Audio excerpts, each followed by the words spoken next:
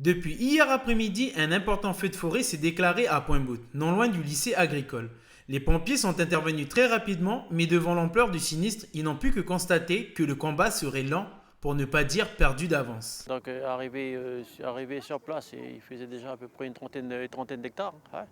Voilà, 6 pompiers mobilisés sur feu. Donc 6 pompiers, c'est peu pour un feu de 30 hectares, hein. Donc nous, on a un effectif journalier à la caserne qui est suffisant pour des départs de feu, pour des feux d'1 hectare, 2 hectares, voire 5 hectares. Voilà. Mais à partir de 20, 30 hectares, on a des moyens insuffisants. Durant la nuit, les pompiers sollicités de toutes parts en cette période de l'année ont dû marquer une pause dans ce combat pour attaquer d'autres départs de feu. Ils sont à nouveau intervenus dès ce matin, puis ont appelé dans le courant de l'après-midi 2 hélicoptères bombardiers d'eau en renfort. Une intervention qui a un coût, mais qui est devenue nécessaire, les flammes menaçant le lycée agricole et des exploitations agricoles.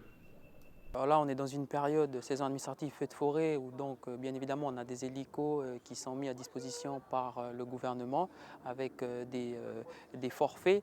Donc là, on travaille sur du nombre d'heures, mais effectivement, rien qu'aujourd'hui, on avoisine bien les 1 million facile. Depuis le début du mois, les pompiers de Koné ont réalisé plus de 150 interventions, dont 3 quarts concernaient des feux.